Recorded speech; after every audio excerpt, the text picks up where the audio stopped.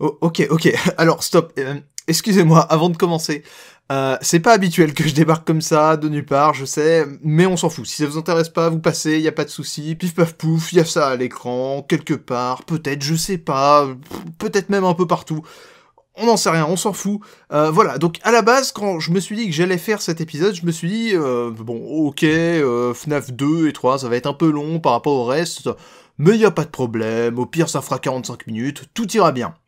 Ok, alors, vous la voyez venir, la chute? Bon, bah non, va mourir, hype du passé, je te hais d'avoir ne serait-ce qu'une seconde pensé que ça allait se passer comme ça.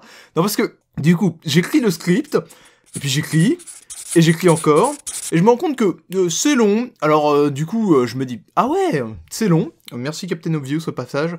Alors du coup, je me suis dit, pas grave, on va découper ça en deux, une première partie sur FNAF 2, une deuxième sur FNAF 3, c'est logique, ça marche plutôt très bien niveau plan, on fait ça. Alors du coup, je réécris un peu pour que ça marche, et après je fais la première partie, et j'écris, et plusieurs fois je me dis que j'approche de la fin, après tout mon plan il est en 3 parties, c'est plutôt court et simple comme plan, ça va aller, sauf que ça continue, et j'écris, et ça continue, et le nombre de pages monte encore, et en fait, petit à petit, je me rends compte que je déteste Scott Cawthon. À quel moment tu t'es dit, hey, je vais faire un deuxième jeu, il sera 6 fois plus gros que le premier, ça va être trop bien, il y aura 2 fois plus d'animatronics, il y aura des trucs de partout, il y aura des mini-jeux et tout. Non, fais pas ça. Je te déteste plus que le mois du passé qui se dit que ça allait être une vidéo à peine un peu plus longue que la normale. Et j'en peux plus. Je souffre. Je le déteste ton jeu FNAF 2 là. C'est drôle hein, mais c'est pas drôle d'écrire un truc propre dessus. C'est horrible. Tuez-moi. Bref, tout ça pour dire que, d'après mes estimations, la vidéo fait au mieux 45 minutes, mais en vrai probablement 1 heure, et que c'est la première partie, là, que la suivante devrait arriver dans une semaine. Vous allez voir. Là, quand je vous parle, contrairement au reste de la vidéo, j'ai pas écrit la deuxième partie, qui est sur FNAF 3. Si ça se trouve, c'est mieux et plus succinct. Probablement pas. Probablement que vous verrez jamais cette vidéo parce que j'aurais décidé de plus jamais apparaître après ce travail dantesque alors que je voulais juste faire un petit truc sympa.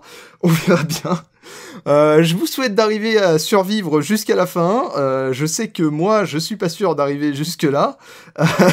Et voilà. Bonne vidéo, j'imagine.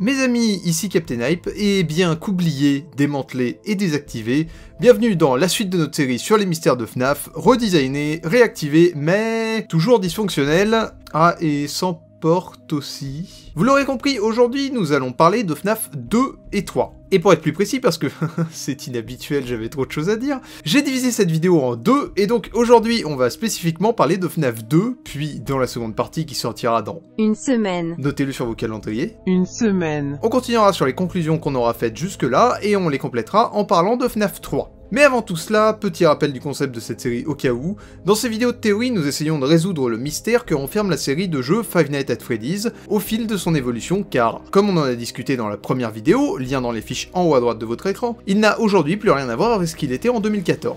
La solution n'était tout simplement pas la même, et Scott Cawthon, le créateur de ces jeux, n'avait pas du tout la même histoire en tête, et c'est pour ça que nous parlons ici des mystères de FNAF, et pas du mystère de FNAF. Parce que ce mystère évolue, et donc il y en a plusieurs. Et ce que ça veut dire également, encore une fois, c'est que tout ce qui vient des jeux venus après ceux dont on parle aujourd'hui n'est absolument pas valable dans la discussion qu'on a là, dans cette vidéo, et dans sa suite dans une semaine. Puisque ce n'est pas canon, puisque c'était inexistant à l'époque où ce mystère était canon. Même la dernière fois où j'ai été on ne peut plus clair, certains n'ont pas compris. Donc si vous voulez parler de FNAF 4, de Sister Location, de FFPS, ou de l'UCN / Super FNAF Bros, même des romans, j'en sais rien, de n'importe quel truc, tout ce qui n'est pas des premiers jeux, vous allez attendre comme des grands les prochaines vidéos, parce que c'est pas la question aujourd'hui, tout simplement. On parle que de FNAF 1, 2 et 3, voilà. Bref, la dernière fois nous avions traité de la première phase du mystère, sa forme originale, à l'époque du premier jeu, l'arc narratif original, et aujourd'hui, comme je le disais, on va donc passer à la deuxième phase, en ajoutant FNAF 2 et FNAF 3, ce que j'appelle l'arc de la vengeance. Mind blowing fury!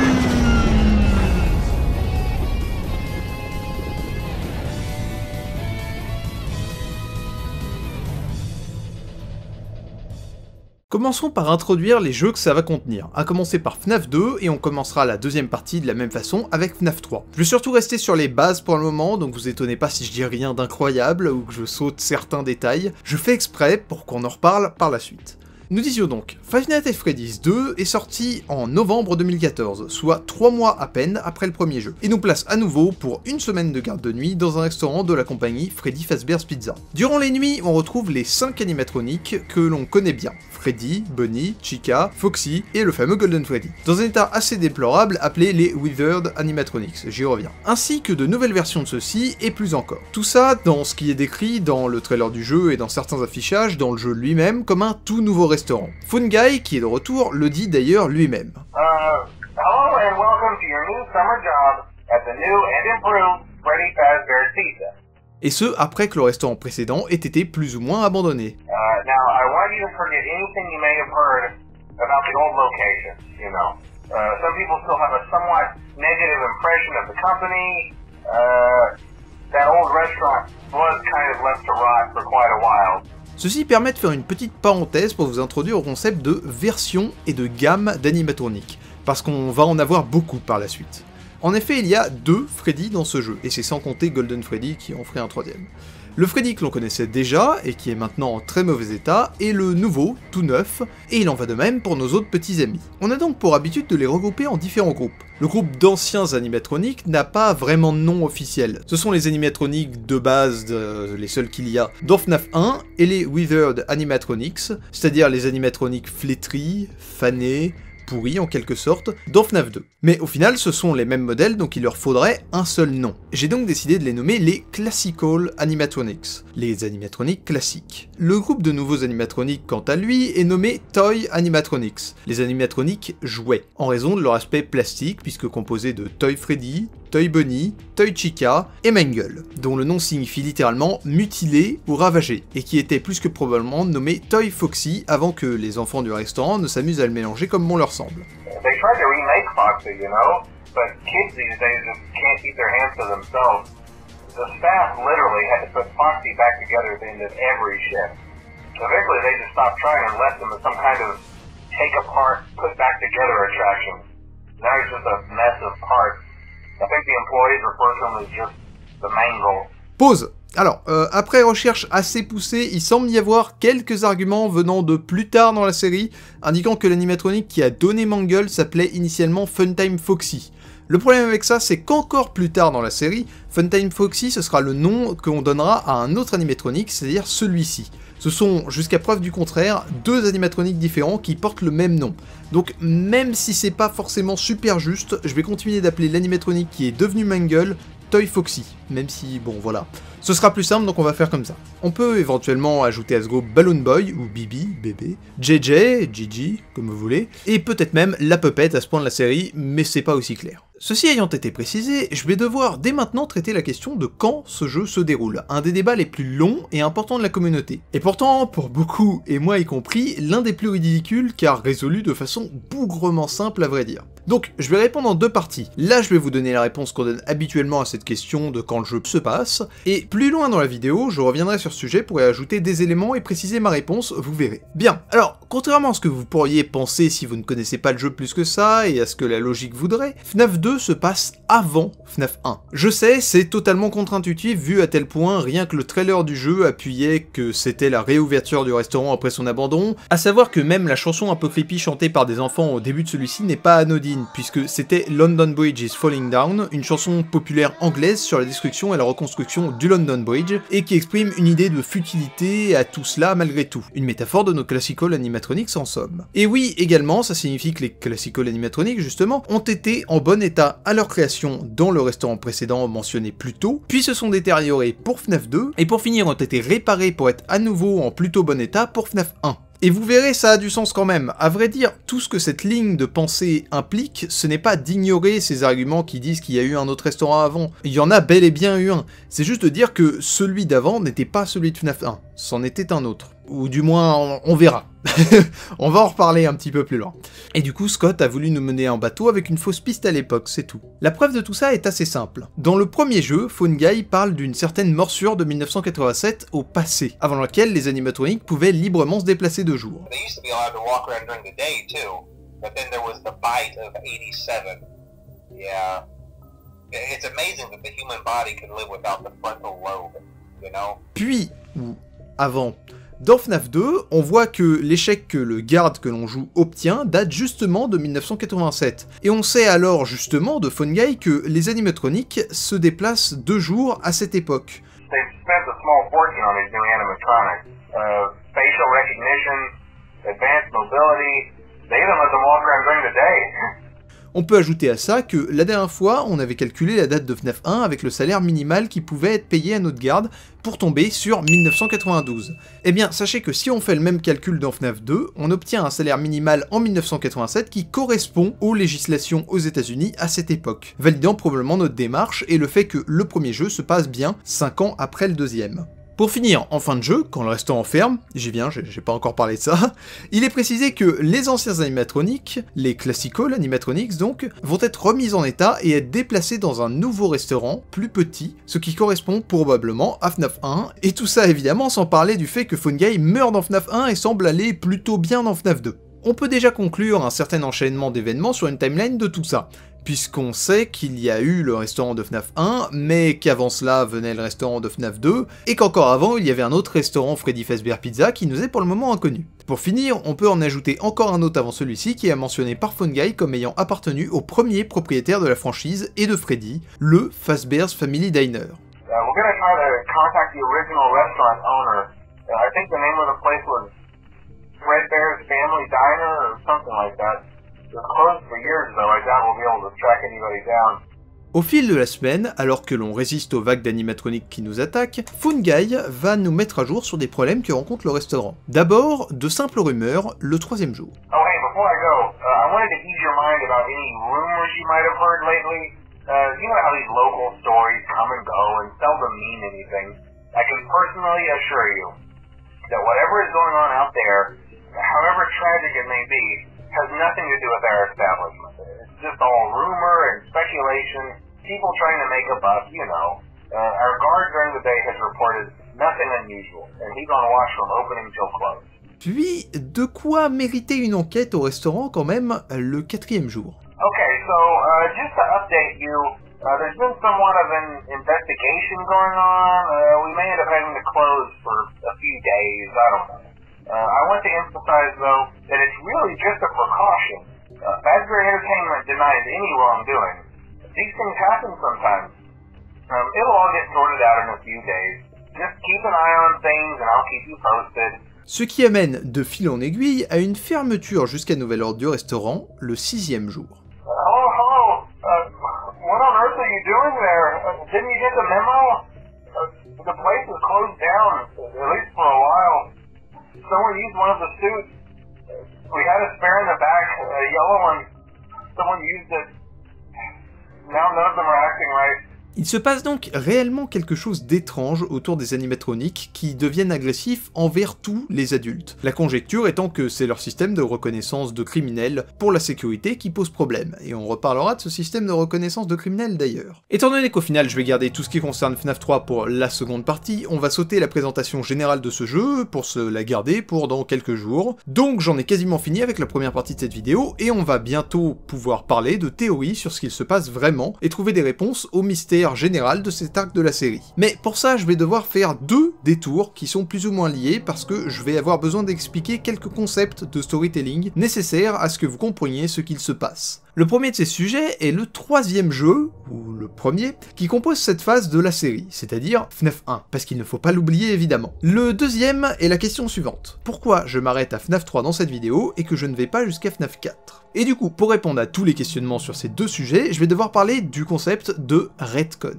Alors, du coup, allons-y. La dernière fois, je vous ai introduit à l'idée de canon évolutif. Le canon, dans le cadre d'une fiction, c'est ce qui est officiel, ce qu'il s'est officiellement passé dans le cadre du monde de cette fiction, de la diégèse exégèse. Et ça contient aussi le canon caché, qui est ce qui n'est pas dit de façon directe, mais se passe quand même, qu'on peut déduire. Et donc ça inclut le mystère que Scott avait en tête, même si on ne le voit pas forcément et qu'on n'a pas forcément tout déduit à l'époque. Jusque là ça reste simple, un univers ça évolue au fil des informations qu'on y ajoute et qu'on rend canon. À chaque nouveau jeu, ou à chaque mise à jour de ces jeux, Scott va ajouter, même ne serait-ce qu'un tout petit peu, de contenu canon, de nouvelles informations à son univers, l'étendant ainsi.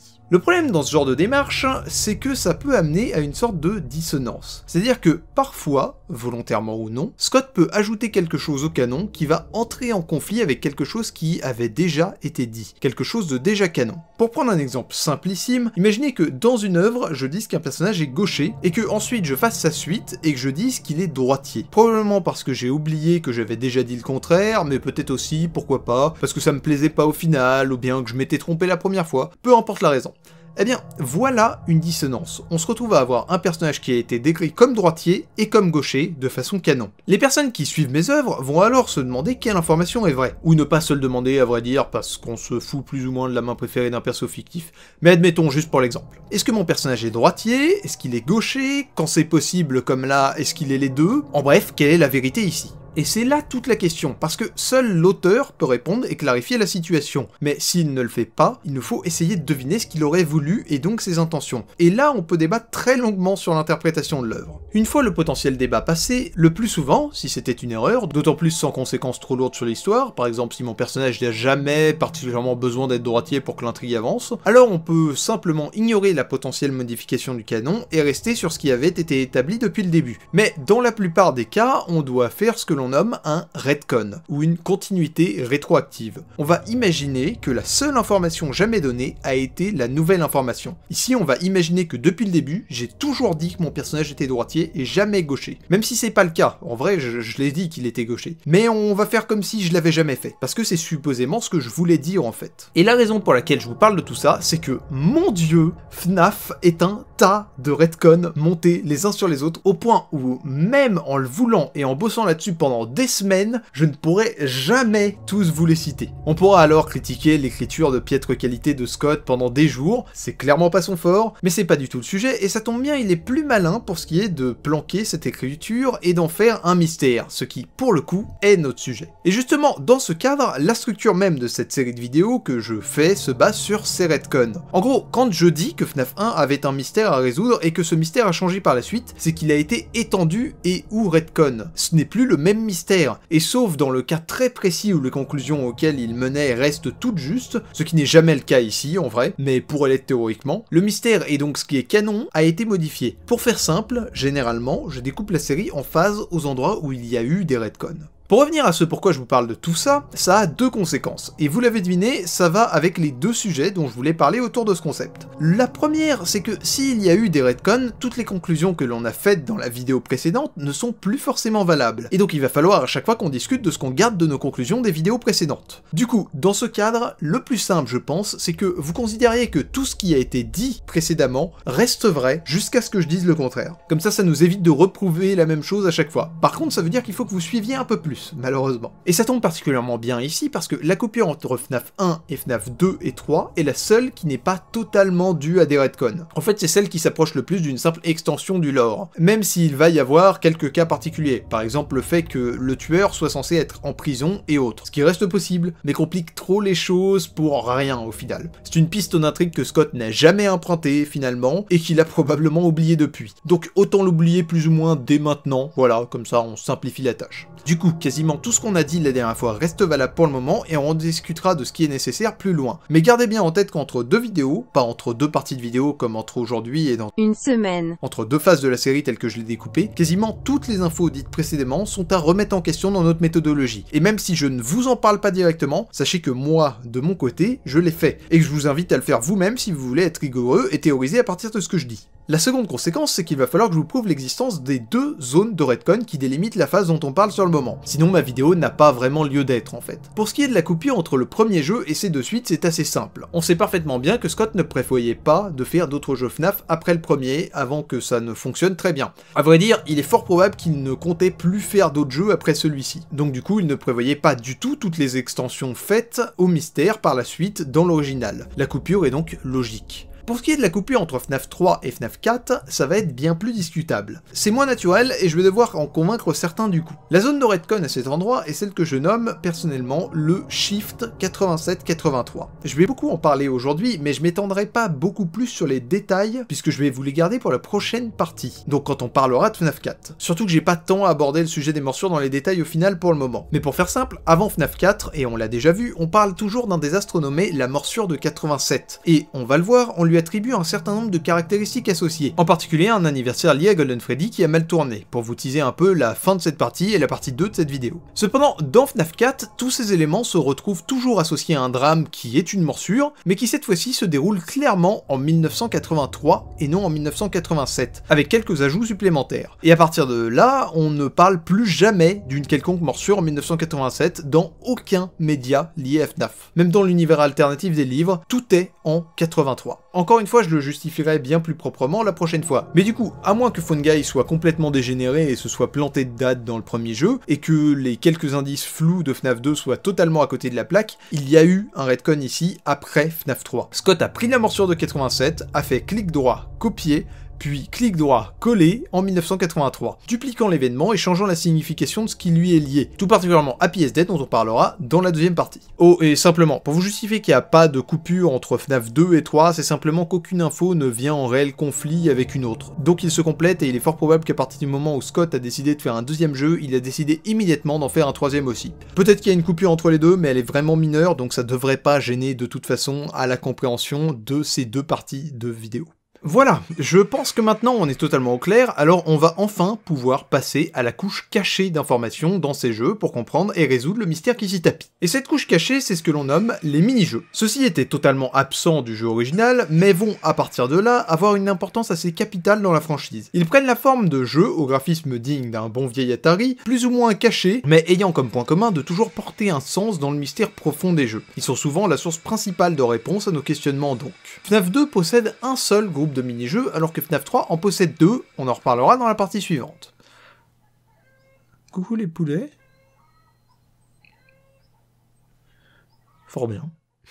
Les mini-jeux de FNAF 2 sont ce qu'on appelle habituellement les Death Minigames, c'est-à-dire qu'ils s'activent parfois lorsqu'on meurt dans le jeu et qu'on a un peu de chance, si on peut appeler ça de la chance. Il y en a 4 et je propose de commencer par celui qui est le plus simple en l'état puisqu'il est lié à des événements dont on a discuté la dernière fois, à savoir Foxy Go Go Go. On y joue Classical Foxy qui sort de sa crique, étant donné son état et le fait que c'est bien Foxy et pas Mangle, ça doit être celui de FNAF 1. Et donc ça se passe dans Pirates Cove et non Kids Cove, c'est-à-dire dans le restaurant de FNAF 1 et non celui de FNAF 2. Notre animatronique se rend alors dans la salle voisine, rejoindre les enfants dans une pluie de confettis. Un jour de boulot classique en somme. Tout va bien jusqu'à la troisième fois où l'on tente de rejoindre les enfants. Un drôle de personnage rose-violet souriant se tient dans le coin de la salle et nous observe alors que nous découvrons les enfants inertes au sol. Le mini-jeu est alors coupé par un jumpscare de Foxy. On a ainsi la représentation d'un meurtre de 5 enfants dans le restaurant du premier jeu, plus que probablement par ce personnage violet que l'on nomme Purple Guy, le type violet, et qui, spoiler, va être notre tueur. Et parenthèse, je vais pas partir dans les délires sur la couleur rose de ce sprite en particulier. Le fait est qu'il est possible qu'il représente un autre personnage que les autres apparitions qu'on va en avoir, surtout à cette étape-là du canon, mais c'est totalement improbable, d'autant plus sachant toute la narration, rien que dans FNAF 3, autour du fait que le meurtrier revienne toujours, I always come back, tout ça. Ce serait totalement débile de dire ça s'il n'avait pas orchestré ce meurtre, qui est l'un des plus importants, si ce n'est le plus important de toute la franchise. Donc ce sprite a une couleur plus rosâtre, parce que Scott fait tout de travers. Et d'ailleurs, je vais faire également noter dès maintenant que ce violet que le personnage porte ne représente pas forcément le fait que Purple Guy soit vraiment violet. Avec ce genre de graphisme, on se sert généralement du violet pour indiquer que le personnage est dans l'ombre, qu'il est sombre. Ça remplace le noir, mais ça reste visible par rapport au fond qui lui est vraiment noir. C'est des pixels éteints. Enfin, j'imagine qu'ils sont éteints. Je sais pas comment marche un Atari, enfin ici c'est pas un Atari donc on s'en fiche. Bref, 5 enfants tués dans le restaurant du jeu précédent. Est-ce que ça vous rappelle quelque chose? En effet, c'est ici une représentation du meurtre sous-entendu dans FNAF 1, dont on a discuté longuement dans la dernière vidéo et qui a mené supposément à la possession des Classical Animatronics, on va y venir directement après. Ceci ayant été dit, je crois que le moment est venu pour le retour de la grande, la magnifique, la timeline. Bon alors, pour commencer, on va balancer ce qu'on a fait la dernière fois à la poubelle et recommencer. Parce que ce sera plus simple et qu'on veut pas autant aller dans les détails mineurs contrairement à la dernière fois. Donc tout d'abord, on sait évidemment que le restaurant FNAF 1 est ouvert autour de 1992 et que celui de FNAF 2 l'est autour de 1987. Et pour simplifier pour la suite, je propose simplement qu'on les appelle Freddy Fazbear's Pizza 1 et Freddy Fazbear's Pizza 2, ou bien FFP 1 et FFP 2, ou même Restaurant 1 et Restaurant 2.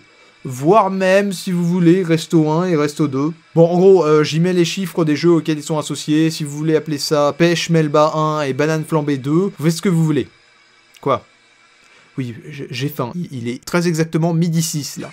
On sait, comme dit plus tôt, qu'il y a eu un autre restaurant avant FFP2 qu'on va nommer X pour le moment, parce que je vais lui donner un vrai nom juste après. Et on sait aussi qu'il y a eu encore un autre restaurant avant X qui n'était pas un Freddy Fazbear's Pizza, mais un Fazbear's Family Diner, ou FFD, et qui était probablement le tout premier restaurant lié à Freddy de toute l'histoire de cet univers, et donc le début de notre timeline. Bien, ceci étant fait, on peut placer notre meurtre de Foxy Go Go Go. On sait qu'il s'est déroulé avant FNAF 1, puisque les journaux qui apparaissent dans ce jeu parlent du meurtre et indiquent donc qu'il s'est passé avant, et ajoutent même que le restaurant va fermer pour cette raison. Mais là où ça va un poil se corser, c'est que maintenant on n'a plus d'un restaurant, donc ces journaux pourraient parler d'un autre endroit que le FFP1 en disant qu'il va fermer, même si c'est dans celui-ci qu'il s'affiche. Cependant, on a des preuves que le meurtre s'est malgré tout passé dans le restaurant 1. C'est dans ce restaurant que se passe le mini-jeu, donc c'est bien dans ce restaurant que les meurtres ont eu lieu. Mais gardez en tête qu'on pourra sortir cet argument pour d'autres événements. Et donc il faudra toujours faire attention à dans quel restaurant on est. De là, la conclusion est simple. Le restaurant n'a pas ouvert avant 1987 puisque ce n'est qu'à partir de là que les Classical Animatronics y ont été déplacés. Et donc les meurtres ont eu lieu entre 1987 et 1992. Facile, non? Non. En fait, ces meurtres ont eu lieu avant 1987. Parce que dans FNAF 2, nos Classical Animatronics en forme Withered sont déjà possédés par des enfants tués, puisqu'ils nous attaquent déjà, sans raison clairement expliquée par Fungi, contrairement aux Toy Animatronics, on y reviendra. Et donc, il n'y a qu'une seule explication à ça, le restaurant X est en fait le restaurant 1 où les meurtres ont eu lieu. Ce qui explique que Fungi dans FNAF 2 nous demande d'oublier ce qu'il s'y est passé, et également le fait que les nouveaux animatroniques, les Toy Animatronics, aient un système de reconnaissance faciale de meurtrier, parce qu'il y a déjà eu un meurtre avant. Et donc le FFP1 aurait été ouvert avant le FFP2, aurait alors fermé, puisque c'est là qu'a eu lieu un meurtre, et c'est ça qu'on doit oublier. Plusieurs années plus tard, les Classical Animatronics ont été déplacés dans un nouveau restaurant, le Resto 2, avec de nouveaux modèles, mais ces modèles étant dysfonctionnels, on en reparlera aussi, ils ont été abandonnés à la suite de la fermeture du FFP2, et on a gardé les anciens modèles en les reconstruisant pour la réouverture de FFP1 dans FNAF 1. C'est compliqué, mais ça devrait être assez compréhensible si vous regardez ça visuellement. Tout ceci m'amène alors à un deuxième mini-jeu qui se nomme Take Cake to the Children, donc grossièrement amener les gâteaux aux enfants, dans lequel on joue un Freddy, comme un autre, on sait pas exactement lequel, qui sert des gâteaux à 6 enfants dans un tout petit restaurant. Pendant ce temps, un 7e enfant observe l'intérieur du restaurant par la fenêtre en pleurant.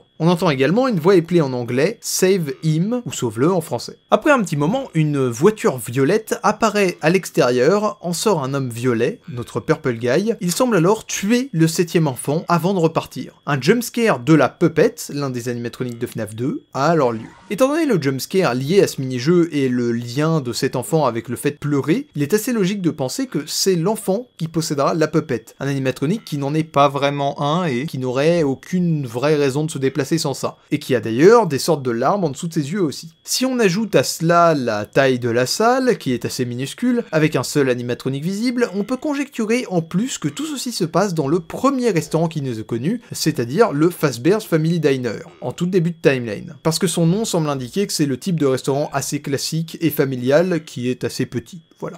On en conclut donc que la Puppet représente le tout premier meurtre connu de Purple Guy, probablement dans le premier restaurant, et est le premier animatronique à avoir été possédé, sans qu'on sache exactement comment. Et on saura pas exactement comment avant FFPS. Cependant, on peut savoir comment les animatroniques suivants ont été possédés, tout en confirmant que le meurtre de l'enfant qui a donné la Puppet s'est passé avant tout ce que l'on connaît grâce au troisième mini-jeu, Give Gifts, Give Life, soit donne des cadeaux, donne la vie, où l'on joue la Puppet, possédée donc, au milieu de 4 corps d'enfants morts et ne possédant pas encore d'animatronique, pendant qu'une voix épelle les mots « Help them » ou « Aide-les ». En s'approchant des corps, on les associe à un animatronique. Chica, Freddy, Bonnie et Foxy. Une fois cela fait sur les 4 enfants, un 5e apparaît très brièvement au centre avant d'être caché immédiatement par un jumpscare de Golden Freddy, indiquant qu'il est le 5e enfant et qu'il est associé à cet animatronique. Ainsi, on vient d'assister à la possession des Classical Animatronics par les esprits des enfants tués dans le restaurant 1, le tout grâce ou à cause de la puppet, qui supposément était donc présente lors de la première ouverture du FFP1. Il est fort probable dans ce cadre que la puppet soit celle qui a placé les corps dans les animatroniques, comme sous-entendu visuellement dans le mini-jeu et dans les journaux du premier jeu, et non le tueur. Les corps auraient ensuite été retrouvés suite aux odeurs et au sang décrits dans les journaux, toujours, et retirés des animatroniques j'imagine, bien que leurs âmes y restent attachées, ce qui aurait mené à la première fermeture du restaurant 1, et c'est ce pourquoi on ne voit évidemment pas les corps dans les Classical Animatronics en forme Withered dans FNAF 2.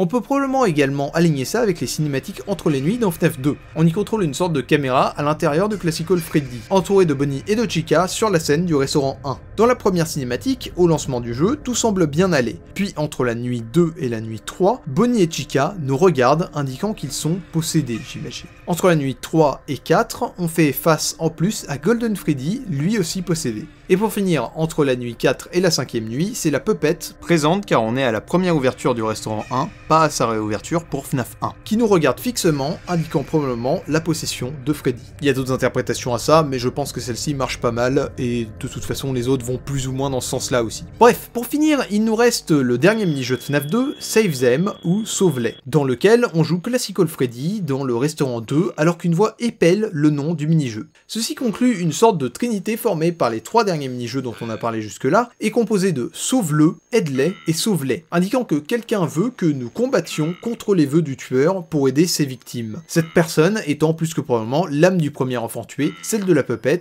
étant donné que c'est elle qui semble diriger les choses dans tout ça, accompagnée des animatroniques qu'elle a éveillés par la suite. Et donc ici, il va falloir la suivre dans le restaurant de FNAF 2 pour tenter de sauver 5 nouveaux enfants tués éparpillés un peu partout. C'est le seul mini-jeu qui n'amène jamais à un jumpscare, et il possède 2 fins différentes. La première est de loin la plus commune, et peut être atteinte par plein de moyens, à vrai dire. D'abord en suivant la puppet jusqu'à cette salle, le Prize Corner.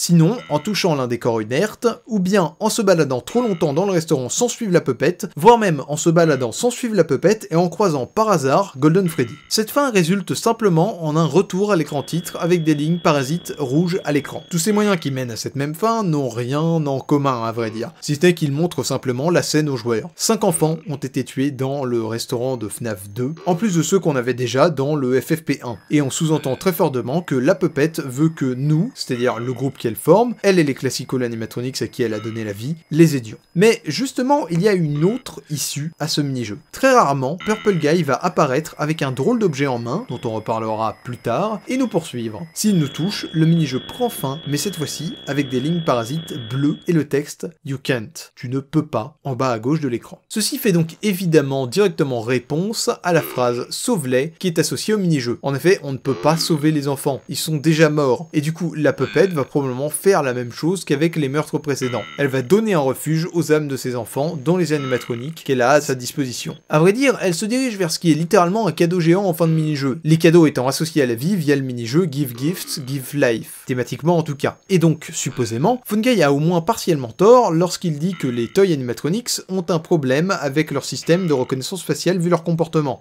Just as a side note though, try to avoid eye contact with any of the animatronic side if you can. Someone may have tampered with their facial recognition systems, we're not sure. But the characters have been acting very unusual, almost aggressive toward the staff. They interact with the kids just fine, but when they encounter an adult, they just stare. En vérité, il est fort probable que, comme dans FNAF 1, ce soit les esprits qui recherchent une vengeance, et que ça n'ait pas de lien avec une potentielle défaillance de leur système informatique. Vient alors un petit problème final, avant qu'on ne passe enfin à la morsure de 87 cependant. Quels sont les animatroniques qui contiennent les 5 nouveaux esprits d'enfants? Pour les 4 premiers, c'est facile. On a Toy Freddy, Toy Bonnie, Toy Chica et Mangle, qui sont les 4 animatroniques principaux, et qui nous attaquent en jeu et font partie de la même gamme. Mais que faire du 5e? On sait que la puppet et les Classical Animatronics sont déjà pris, sans parler du fait que caser des corps dedans serait quasi impossible vu leur état et leur morphologie. si tant est que les corps soient mis dans les animatroniques, encore une fois. La vérité, c'est qu'on ne sait pas exactement qui est le 5e, étant donné qu'il n'y a pas de Toy Golden Freddy. Mais je vais pencher personnellement vers celui qui est le plus logique, à savoir Balloon Boy ou Bibi pour les intimes. Simplement parce qu'il est le candidat qui semble le plus valable, car le plus hostile aux joueurs parmi ceux qui nous restent, même s'il n'a pas de jumpscare, et vu l'importance qu'il aura dans FNAF 3, attention jumpscare. Mais il n'est pas vraiment le seul candidat et ça va me permettre de parler de certains animatroniques et autres supplémentaires. D'abord on a JJ, attention pas de jumpscare, parfois nommé Balloon Girl et qui est une version violette de Bibi qui apparaît rarement sous notre bureau et nous regarde juste, sans rien faire d'autre. Physiquement rien ne devrait la différencier de Balloon Boy en tant que candidate pour contenir le 5e enfant, mais son manque d'agressivité me semble prouver que ce n'est pas elle, c'est juste une IA un peu creepy qui nous regarde fixement. On a ensuite Endo02 qui est un endosquelette qui se balade parfois seul dans le restaurant. Il pourrait être l'endosquelette d'un animatronique que l'on connaît, par exemple Golden Freddy ou Shadow Freddy dont on va parler juste après, ou même d'aucun animatronique sachant qu'il y avait également un endosquelette dans le premier jeu nommé Endo01, qu'on supposait également être soit l'endosquelette de Golden Freddy, soit d'aucun animatronique spécifique. Puis on a également les Pepper Pals. Alors ça c'est à moitié une blague parce qu'évidemment ils ne peuvent pas cacher un quelconque corps justement, mais ce serait trop dommage de ne pas les mentionner. Donc ce sont des bonhommes en papier et en carton qui se téléportent parfois sur les murs de notre bureau de garde. Et c'est à peu près tout ce qu'ils font. Et pour finir, on a les fameux Shadow Bonnie et Shadow Freddy, qu'on devrait plutôt nommer Shadow Toy Bonnie et Shadow Golden Freddy vu leur modèle, et qui forment le duo des Shadow Animatronics. Bien que n'ayant pas forcément de lien, en fait on sait pas trop ce qu'ils sont, ni pourquoi ils sont là, ni quoi que ce soit à propos d'eux, pour faire simple en fait. Le premier apparaît parfois dans notre bureau et fait cracher le jeu si on le regarde trop longuement, et le second apparaît parfois dans la remise du restaurant sans plus d'explications et ne fait rien. Ce qui les discrédite dans le fait d'être les hôtes d'un esprit d'enfant tué, c'est qu'ils sont tout simplement trop peu présents et pas réellement aussi menaçants que les autres. Cependant, leur origine est intéressante. Une hypothèse serait qu'ils sont liés à un des journaux de FNAF 1 où l'on parle de 2 enfants tués. Nous avions conclu dans la première vidéo que c'était probablement une étape des 5 meurtres opérés dans le FFP1 étant donné que rien n'indiquait le contraire. Mais il est possible également qu'ils représentent d'autres meurtres dans un autre restaurant au final. Ils ne seraient alors pas présents physiquement, d'où leurs apparitions fantomatiques. Une autre solution est l'hypothèse des hallucinations, qui peut également servir à expliquer les déplacements des Pepper Pals, Endo02 et même JJ. En fait, ça peut expliquer tout ce qu'on veut, c'est bien ça le problème. Mais c'est vrai que ça aurait peut-être plus de sens concernant les Shadow Animatronics. Il est également possible que Shadow Bonnie soit une référence à un cauchemar que Scott a eu et dont il parle dans les journaux, enfin dans une partie floue des journaux. Mais bon, on n'en sait trop rien, hein, et ça explique pas Shadow Freddy. Je proposerai aussi un autre possible lien avec eux en parlant de FNAF 3 dans la seconde partie, mais pour le moment enchaînons. Et avec tout ça, je crois qu'on en a fini avec le passé. On devrait plus rien ajouter à ce qu'il se passe avant les jeux, même dans la partie suivante. Donc réjouissez-vous. Enfin ça c'est jusqu'à ce qu'on arrive à FNAF 4 et que Scott nous fasse passer tout ça dans une hacheuse et ne l'étale sur les murs, mais tranquille, on n'y est pas encore. Pour ce qui est de la fin de cette vidéo, il ne nous reste du coup que l'année 1987, sachant qu'on parlera de tout ce qui reste jusqu'aux années 2020, quand on parlera de FNAF 3. Non, je déconne pas quand je dis 2020. Et une seule année pour la fin de cette vidéo, ça devrait être facile, non? All may be. On sait qu'il se passe 3 séries d'événements différents en 1987, j'ai écrit 1997 sur le script, qu'on n'a pas pu lier jusque-là. Dès FNAF 1, on nous a parlé d'une certaine morsure de 1987 qui aurait résulté en la perte du lobe frontal de la victime et dont on ne sait toujours pas quand elle se passe. Puis on a aussi toute l'intrigue autour de ce que dit le Phone Guy avec l'ouverture du restaurant 2, un problème avec les nouveaux animatroniques et la fermeture du coup au bout de 2 semaines, et de nuit le jeu FNAF 2 qui se déroule avec l'échec qui indique qu'on est en novembre 1987. Voilà, parfait, ça fait 3. Non, c'est pas moi qui louche, c'est vous. Il y a l'intrigue autour de ce que dit Phone Guy, et il y a le jeu la nuit. Et la raison pour laquelle je ne suis passé qu'en surface dessus jusque-là, c'est qu'en fait, ces deux intrigues ne se passent absolument pas au même moment, et je vais vous le prouver. Donc on va commencer par prouver ça, et on va relier ça à la première série d'événements ensuite. Alors d'abord, concernant ce que nous dit Phone Guy, comme je viens de le dire, la semaine où il enregistre est la 2e semaine depuis l'ouverture, puisqu'il dit que le premier garde de nuit vient de finir sa première semaine et qu'on prend sa relève. You're only the second guard to work at that location. The first guy finished his week, but complained about conditions. We switched him over to the day shift. So, hey, lucky you, right? Après avoir sinon donné quelques conseils pendant les premières nuits, en précisant d'ailleurs au passage de façon intéressante que Foxy est son animatronique préféré et que la Puppet est celui qu'il déteste le plus, PhoneGuy nous parle enfin le mercredi soir des rumeurs autour du fait que quelque chose se soit déroulé au restaurant 2 jours, sans en dire plus, puis aborde le fait qu'une enquête soit en cours la 4e nuit, confirmant qu'il se passe bel et bien quelque chose. Mais ce n'est qu'à la nuit 5 que les choses deviennent vraiment claires. Déjà le restaurant est plus ou moins fermé, et quel que soit le méfait qui a été commis, il suspecte un ancien employé. From what I understand, the building is on lockdown. No one is allowed in or out, you know, especially concerning any previous employees. Et plus précisément, on sait plus que probablement qui est cet employé. When we get it all sorted out, we may move you to the day shift. Our position just became available. We don't have a replacement for your shift yet, but we're working on it. Parce que, si vous vous souvenez bien, on connaît le garde de jour. C'est le premier garde de nuit, celui qui travaillait à notre place la première semaine et qui est devenu le garde en journée la 2e semaine. Et vu la façon dont il en parle, et que c'est du coup maintenant en effet un ancien employé, on comprend très facilement que c'est lui qui est suspecté d'être le criminel. Et pour finir, durant la nuit 6, PhoneGuy nous explique enfin ce qu'il s'est passé. Someone used one of the suits. We had a spare in the back, a yellow one. Someone used it. Now none of them are acting right. Vu le contexte, il parle ici des animatroniques. Le premier garde aurait donc supposément fait quelque chose aux animatroniques pour qu'ils n'agissent plus normalement, en se déguisant via un costume décrit comme jaune. Ce qui fait d'ailleurs pas mal référence aux meurtres qui sont sous-entendus dans FNAF 1, indiquant que c'est probablement ça en fait. Ceci va causer une fermeture au moins temporaire du restaurant, mais PhoneGuy précise qu'une dernière chose doit se passer avant. We have one more event scheduled for tomorrow, a birthday. You'll be on day shift. Wear your uniform. Stay close to the animatronics and make sure they don't hurt anyone, okay? For now, just make it through the night. When the place eventually opens again, I'll probably take the night shift myself. Et oui, ça veut dire que le type bosse dans la nuit du samedi au dimanche et qu'ils le font rebosser le dimanche dans la journée. Y a aucun problème, hein. Lol. Donc, suite à cela, le dimanche, le 2e garde de nuit surveille en journée et le restaurant ferme. Pour qu'à sa réouverture, PhoneGuy devienne probablement le nouveau garde de nuit. Mais la réouverture n'arrivera pas dans ce restaurant, elle sera dans celui de FNAF 1, comme sous-entendu par le journal en fin de jeu, qui est forcément lié à la série d'événements de PhoneGuy, puisqu'il y est dit que le restaurant n'est resté ouvert que pendant quelques courtes semaines, et comme confirmé dans FNAF 1 justement. I actually worked in that office before you.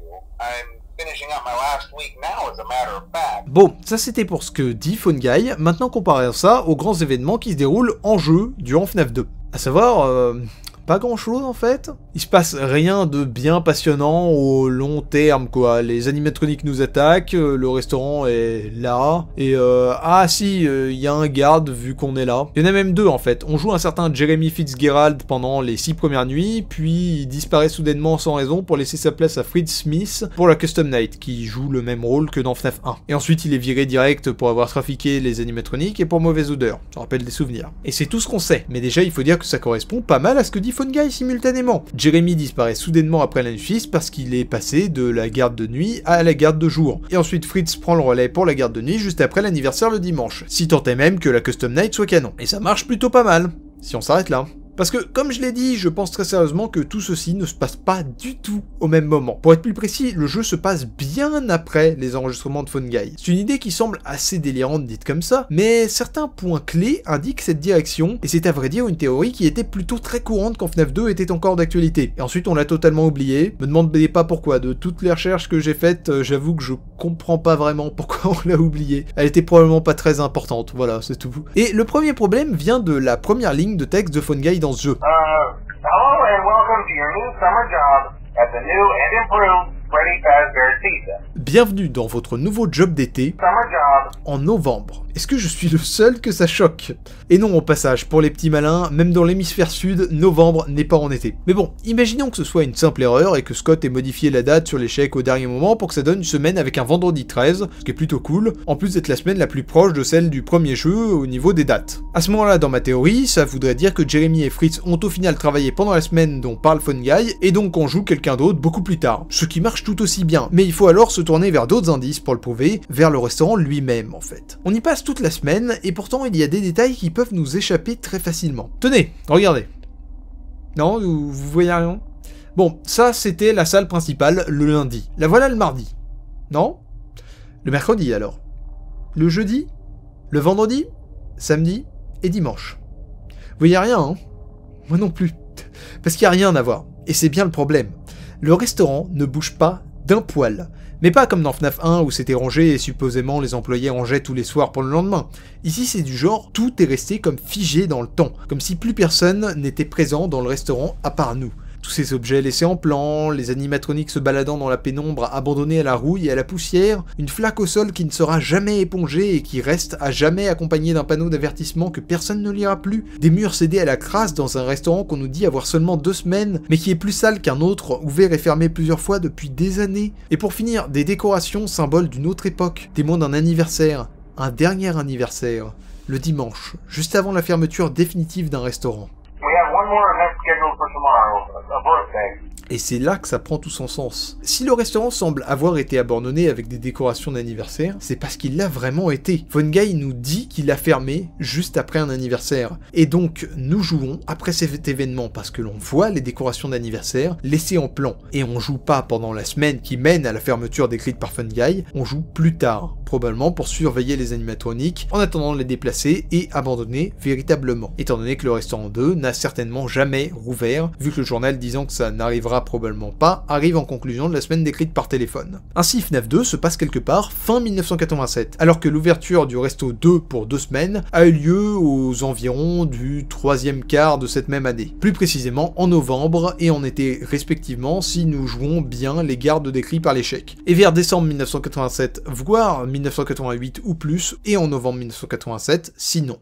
Mais n'oubliez pas, il nous reste une dernière lignée d'événements que l'on doit placer en rapport avec ça, la morsure de 87 et ses détails. Déjà, simplement pour préciser, cette fameuse morsure n'est décrite que dans FNAF 1, mais rien ne va à l'encontre du fait qu'elle ait eu lieu, et il y a des semi-références à ça dans FNAF 2 malgré tout. Et ces références nous font penser qu'elle n'a probablement pas encore eu lieu au moment où Fungi parle, mais qu'elle aura bel et bien lieu. J'y viens tout de suite. Donc, dans FNAF 1, Fungi nous donne seulement 3 éléments concernant cet événement. D'abord, en 1987, un animatronique a mordu quelqu'un. Deuxièmement, la victime a perdu l'usage de son lobe frontal, donc a été mordue à la tête. Et troisièmement, avant cet événement, les animatroniques pouvaient se déplacer librement de jour, comme ils le font de nuit dans les jeux, mais plus après, ce qui implique que l'incident a eu lieu de jour, parce qu'ils avaient le droit de se déplacer ainsi. They used to be allowed to walk around during the day too, but then there was the bite of 87. Yeah, it's amazing that the human body can live without the frontal lobe, you know. Et justement, dans FNAF 2, on nous dit que les animatroniques se déplacent toujours librement de jour, impliquant que la morsure n'a pas encore eu lieu. They've spent a small fortune on these new animatronics.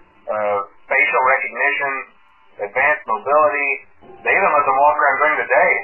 Et ce détail a probablement été inclus par Scott pour faire référence à la morsure, et nous indique donc que ce mystère est encore valable et est encore canon. On sait également que tout le problème avec le premier garde de nuit devenu garde de jour était qu'il aurait bidouillé les animatroniques, et on en reparlera dans la partie 2. Ce qui fait notamment qu'il semble plus agressif envers les adultes, mettant probablement les choses en place pour la fameuse morsure du coup. Donc on a de grandes chances pour que la victime ait été un adulte. Ça aurait du sens narrativement. Mais du coup, quand cela a-t-il pu se passer ? Clairement pas pendant ou avant les appels de Fungi, sinon on nous en reparlerait, donc pas la première semaine d'ouverture et pas avant la nuit du samedi au dimanche de la 2e semaine. Sauf qu'on sait qu'après le dimanche, le restaurant est définitivement fermé, ce qui signifie qu'il ne reste réellement que 2 créneaux possibles. Le dimanche durant le dernier anniversaire, ou plus tard quand le restaurant est fermé et qu'il est supposément simplement surveillé par sécurité, par exemple par nous pendant la nuit. Et je vais clairement pencher pour le jour de l'anniversaire. Déjà parce que ce serait plus intéressant d'un point de vue du storytelling, tout simplement, et je pense qu'on sera d'accord là-dessus. L'anniversaire est un événement assez décrit et qui semble être important, alors que tout ce qui se passe plus tard,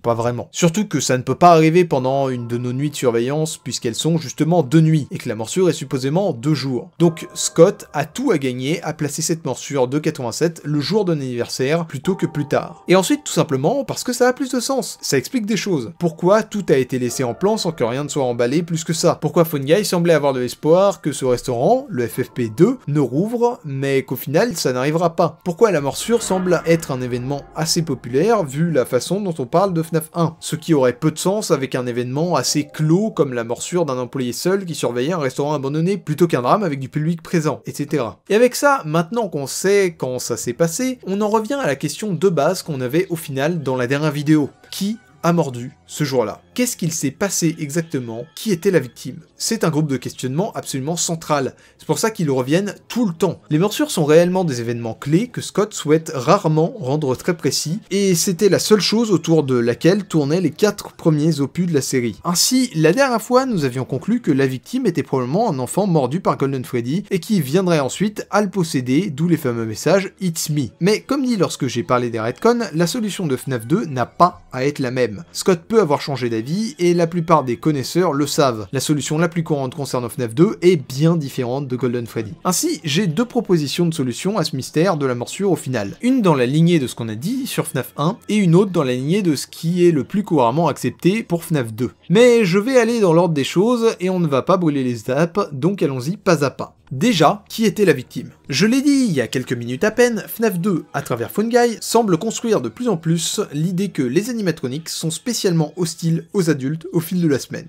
But the characters have been acting very unusual, almost aggressive towards the staff. They interact with the kids just fine, but when they encounter an adult, they just stare.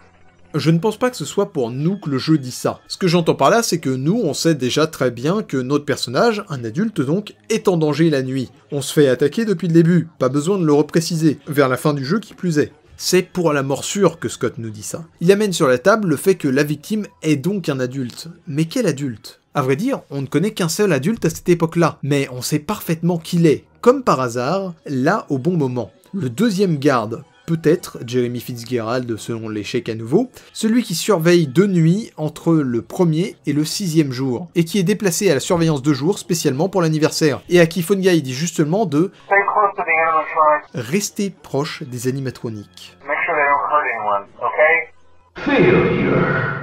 Est-ce que je peux prouver que c'est réellement lui la victime? Pas du tout. C'est peut-être pas lui, ça fait aucun doute. Est-ce que c'est le candidat le plus probable et celui qui aurait le plus de sens comme étant la victime, étant donné que c'est le seul personnage qu'on a? Absolument. Et étant donné qu'on ne peut rien conclure de plus, ça me semble déjà être très satisfaisant. Et donc, qui l'a mordu? Avec tous les arguments qu'on a donnés la dernière fois et qui viennent de FNAF 1, des It's Me à la Custom Night 1987, tout indique un lien entre Golden Freddy et cette morsure. Dans le premier jeu du moins, parce que dans le second, ce dernier est bien moins présent. Bien que FNAF 3 va réaffirmer son lien avec tout ça, on va le voir dans la partie 2. Mais FNAF 2 ne le fait pas forcément, et il pose quelques problèmes. Déjà, si on en suit la logique appliquée jusque-là, l'animatronique qui a mordu doit avoir été dysfonctionnel, supposément parce que le garde a bidouillé les systèmes de reconnaissance faciale, le problème étant qu'il est sous-entendu que seuls les nouveaux animatroniques, donc les Toy Animatronics, ont ce genre de système. Mais à vrai dire, on a déjà conclu, et on le réaffirmera ensuite, que ce ne sont probablement pas les systèmes de reconnaissance faciale qui posent problème en vérité, mais plutôt les esprits qui possèdent les mascottes, voire même les deux simultanément si vous voulez, pourquoi pas. Et on sait que Golden Freddy est possédé, et donc ne devrait pas poser de problème au final. Mais ensuite et surtout, Golden Freddy n'est pas vraiment présent physiquement. On sait de FNAF 1 qu'il ne peut pas se déplacer normalement. Il est inerte et se téléporte. Et c'est pareil dans FNAF 2, voire même pire car elle peut prendre la forme d'une tête flottante. Évidemment, cette tête pourrait lui avoir permis d'avoir commis la morsure, mais ça resterait étrange de voir Golden Freddy faire ça en public de jour. On le voit comme une sorte de semi-hallucination, fantôme, qui n'apparaît pas dans des conditions normales, disons. Et ça aurait peu de sens d'empêcher ensuite les animatroniques de se déplacer de jour à cause d'un animatronique slash costume qui n'était de toute façon même pas capable de se déplacer. Et tout ça sans parler des problèmes qu'on avait déjà la dernière fois avec 2 enfants dans cette animatronique et non un, etc. Pour faire simple, c'est très compromis le concernant. Il pose des tas de problèmes. Mais malgré tout, je dois vous avouer que je pense que Golden Freddy est l'auteur de la morsure, même dans le canon de FNAF 2 et 3. Tout simplement parce que tous les indices que j'ai donnés jusque-là semblent pointer vers lui, malgré le fait qu'il pose autant de problèmes au passage. Et aussi parce que ça semblait clairement entre lui dans FNAF 1, et parce que c'est aussi ce qu'on va sous-entendre dans FNAF 3 avec Happy SD. On va en reparler brièvement dans la partie 2, mais je voulais conclure ce pan du mystère ici, parce que même après le shift de 87-83, ça restera lui dans FNAF 4. Et donc, ça aurait peu de sens que Scott ait soudainement changé d'avis en plein milieu, et soit ensuite revenu sur sa décision. Et donc, je pense que c'est bien lui qui a mordu. Scott a juste merdé à nouveau. Il a donné des indices qui se contredisent sans faire exprès et qui mènent à une autre conclusion. Et je pense d'ailleurs que c'est exactement ce qui a provoqué le shift 87-83 dans FNAF 3. Parce qu'il s'est tiré une balle dans le pied. Mettez-vous à sa place, il voulait que Golden Freddy soit l'auteur de la morsure de 87, mais il avait rendu ça impossible sans le vouloir. Et donc il a décidé d'abandonner cette morsure pour en créer une autre, plus favorable à ce qu'il voulait dire. Mais bon, je m'avance un peu. Que j'ai raison ou que j'ai tort dans ce que je viens de dire, ce que ça veut dire c'est qu'il y a une autre solution à la question de qui est l'auteur de la morsure de 87. Soit le réel auteur parce que je dis absolument n'importe quoi, soit celui qui deviendra l'auteur officiel à partir de FNAF 4, et qui est sinon l'auteur logique mais pas canon avant ça. À vous de voir la façon dont vous voulez le tourner. Le fait est qu'il y a donc une autre solution, et que pour la trouver, il faut qu'on se plie beaucoup plus à nos critères. Il nous faut un animatronique présent en 1987, donc n'importe lequel de FNAF 2 jusque-là, ayant probablement un système de reconnaissance faciale, donc seulement les nouveaux animatroniques. Et ou sinon étant possédé, donc on garde que les toys animatroniques vraiment importants. Et il faut qu'il soit capable de mordre assez profondément pour endommager le lobe frontal d'une personne, donc clairement pas Balloon Boy, qui a des dents plates et ne semble pas avoir une bouche mouvante. Il n'a même pas de jumpscare dans le jeu, à vrai dire. Il nous en reste ainsi 4 à partir de là, et c'est plus difficile à dire. Toy Freddy et Toy Bonnie, qui ont des dents plates aussi, mais peut-être que leurs mâchoires sont assez puissantes, qui sait, sont du coup les moins probables. Les dents de Toy Chica sont probablement assez fines, bien que plate, donc peut-être. Et on pense d'ailleurs que c'est Toy Chica qui a fait la morsure depuis l'Ultimate Custom Night, mais bon, ça c'est une zone de retcon encore plus éloignée, on en parlera en temps voulu. Mais bon, le vrai candidat, vous le saurez probablement, c'est clairement Mangle. Ça ne surprendra pas ceux qui s'y connaissent. Ses dents sont clairement bien assez aiguisées pour bien faire souffrir la victime de sa morsure, il y a même une deuxième tête si notre pauvre garde en reveut. Mais surtout, bien que ça ne prouve rien, les autres animatroniques peuvent probablement en faire de même, mais c'est une potentielle indication implicite, disons. Mangle est le seul animatronique dont le jumpscare consiste en une attaque par-dessus et donc une morsure directe de la tête. Ce qui voudrait dire que si c'était lui, il aurait simplement attaqué comme à son habitude pour faire la douloureuse morsure en question. Bref, donc voilà, Mangle est le second candidat, celui qui, d'après moi, est le plus logique, mais pas forcément celui qui est canon avant FNAF 4. Donc retenez que dans le canon FNAF 2 et 3, c'est toujours probablement Golden Freddy qui est l'auteur de la morsure de 87, même si ce n'est pas très logique, car tous les arguments et références externes pointent vers ça. Mais dès la zone de retcon suivante, entre FNAF 3 et 4, Scott va réparer son erreur et va implicitement rendre cette morsure à son auteur le plus logique, Mangle. Pour conclure cette première partie, il suffit à vrai dire de regarder la timeline. Des nombreuses informations données dans FNAF 2, nous avons pu conclure que toute notre histoire commence bien avant les jeux, probablement dans les années 70 environ, bien que l'on ne possède pas de date fixe, avec un premier restaurant, le Fazbear's Family Diner, où un mystérieux tueur, Purple Guy, va commettre à notre connaissance son premier meurtre, un enfant devant le restaurant. L'esprit vengeur de cet enfant viendra habiter la puppette et son but sera, à partir de là, d'aider les autres victimes du tueur et finalement de mettre fin à ses méfaits. Plusieurs années plus tard, la franchise est rachetée et ouvre les premiers restaurants Freddy Fazbear's Pizza. Mais dans l'un d'entre eux, le meurtrier réapparaît et fait cette fois-ci 5 victimes. La puppette va alors placer les corps dans les 5 animatronics, leur donnant vie grâce aux nouveaux esprits vengeurs, mais cachant les corps au passage. Il faudra ainsi un certain temps pour qu'ils soient retrouvés et que le restaurant soit fermé pour cause d'hygiène. Un nouveau restaurant ouvrira quelques années plus tard, en 1987, avec de nouveaux animatronics, les Toy Animatronics. Mais une nouvelle fois, le tueur va revenir pour tuer 5 nouveaux enfants qui habiteront probablement 5 des nouveaux animatronics, les rendant au passage bien plus agressifs. En raison de la disparition des enfants, le restaurant amorcera une fermeture à durée indéterminée après seulement 2 semaines d'ouverture. Tout ceci culminant le tout dernier jour en la morsure d'un garde par un des animatroniques, Golden Freddy ou Mangle, plutôt le premier pour le moment, la fameuse morsure de 87, menant après de longs mois, pendant lesquels se déroule FNAF 2, à la fermeture définitive de ce restaurant, l'abandon des Toy Animatronics et la remise en état des Classical Animatronics, dans le restaurant où les enfants qui les habitent ont été tués pour un tout dernier round dans FNAF 1. Reste alors une lignée de questionnements que nous n'avons pas exploré du tout. Pourquoi cette morsure arrive-t-elle au fond? Qu'est-ce qui a fait fermer le restaurant? Et par-dessus tout, qui est ce mystérieux personnage violet qui sévit dans les restaurants de la compagnie Freddy Fazbear's Pizza pendant toutes ces années? Eh bien, nous en reparlerons dans la partie 2, en explorant FNAF 2 et l'identité de Purple Guy.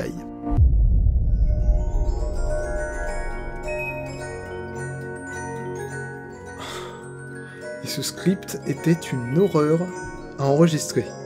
Je vais aller m'allonger.